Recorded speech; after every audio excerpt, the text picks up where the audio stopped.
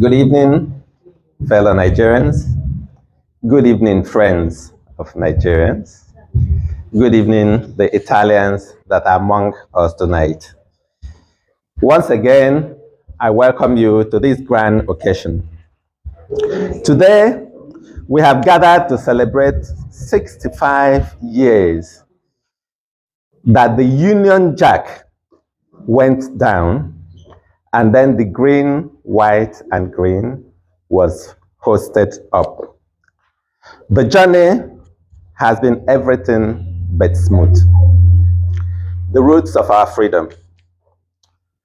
Our story started long before Nigeria.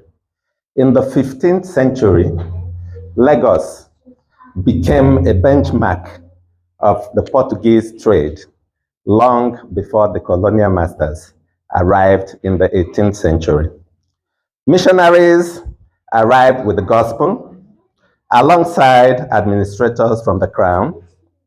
The North and the South were two different protectorates, and in 1914, the Governor General, Lord Lugard, decided for the interest of the British to amalgamate Nigeria into one country so that it will be easy to transport agricultural goods from the north straight to Port Harcourt and Lagos and ship it to Europe that was going through the second industrial revolution.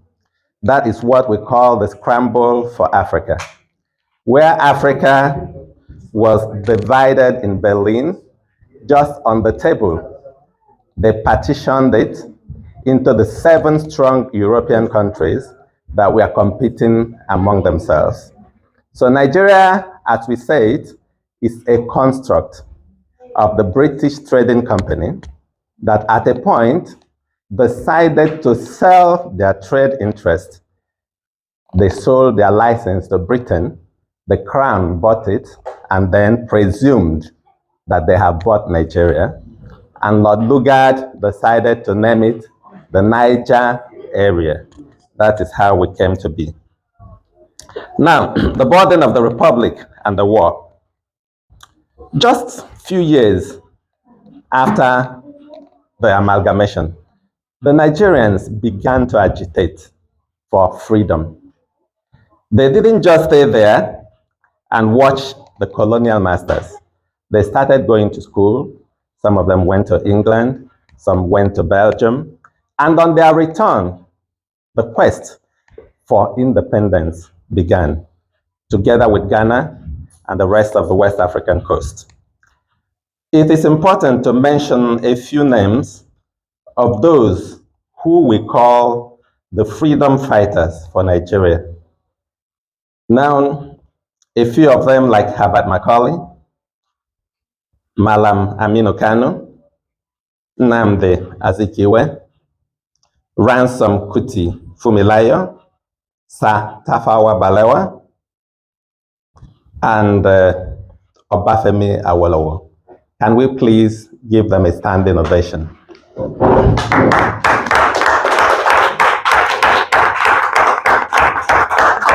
Thank you. In recognition of our founding fathers, that you have given them this, please take your seat. The burden of the Republic and the war. Yet, after independence, 3 years later, we became a republic.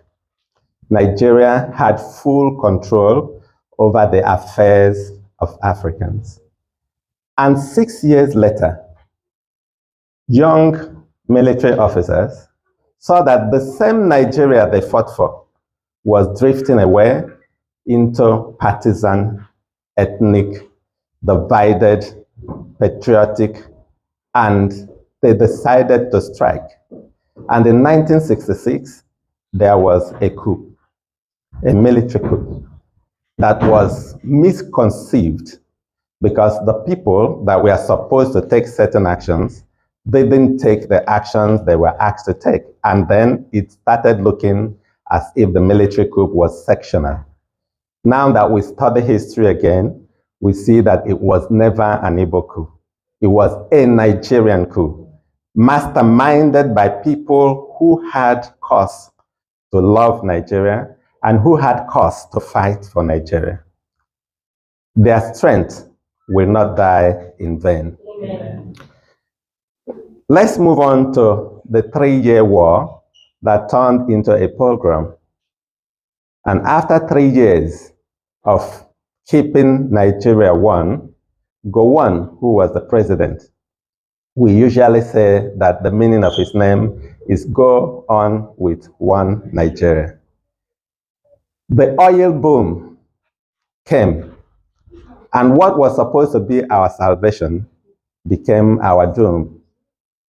In 1977, Nigeria had too much money that we didn't know what to do with the money, and we decided to host Festac. As colonialism faded, neocolonialism crept in. This time, not from foreigners, but from our own sons and daughters, fathers.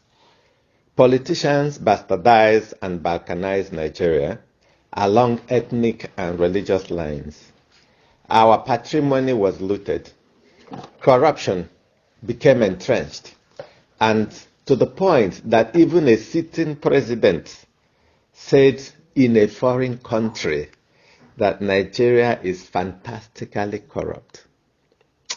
Truth be told, the journey to freedom has not been Uhuru in Nigeria. It began with hope for a nation where though tribes and tongues differ, in brotherhood we stand. Nigeria is blessed. Nigeria is a country flowing with milk and honey, men and women of great intellect, resilience, determination. Yet, we are crippled by politicians with questionable character. Our leaders are such that we have first-class PhD holders playing secretary to dropouts of secondary school. Our founding fathers fought and died for freedom because they knew freedom is the answer. But through fear, complaisance, and compromise, neocolonialism by our own borders stole much of that freedom. Today, we talk about secessionists. We talk about IPOB. We talk about MASOB, Arewa, Odudua, OPC, MEND, and now Boko Haram and bandits. They continue to pull at our fragile souls. But here is the truth. We must separate Nigeria from Nigerians. These people that are fighting within Nigeria, some of them, the separatist groups like IPOB, Arewa, and Odudua, are not doing so out of hatred. They are doing so because they are not seeing anything coming out of our nation. They are seeing that Nigeria is under siege. 2% of the 2% elites has hijacked power in Nigeria, and they are using our commonwealth at their whims and whip as they like. Now, coming back to what I said about separating Nigeria from Nigerians. Nigeria is a geographical entity that is carved on paper at the Berlin Conference, by the choices made by the great nations that were going through the Second Industrial Revolution. But Nigerians are people born with resilience. They are resourceful people. They are unbreakable. They are fearless, motivators, and goal-getters. Here in Padova, for example, Nigerians are leading investors, creating jobs, and building bridges. And the same story echoes worldwide. In the United States, Nigeria have the highest percentage of university graduates among immigrant groups. Now come to think of people like Dr. Nyam Obuagu, who helped to lead Pfizer COVID-19 vaccines. Think of Tope Awotona, the founder of Calendly, a billionaire, tech company, and many others. Think of the Italo train. Think of Gatwick Airport. If they told you that it's being run by a Nigerian, will you believe that? Think of Obianuju Ekocha, a pioneering biomedical scientist in the UK, and many others. Nigerians all over the world are doing exploits, except in Nigeria where they are not given the opportunity to express themselves. They are not given the opportunity to lead. They are not given the opportunity to manifest their talent. Yes, there's always a few who go astray. But for every 10 bad eggs among Nigerians, there are 90 struggling, hard-working, and resilient compatriots who carry our nation's name with pride and dignity. Today we have gathered to celebrate, and we're talking about the tribalized Nigerians. These are the Nigerians we want. These are the Nigerians that know our value. So as we celebrate the 65 years of independence, let us remember freedom came at a cost.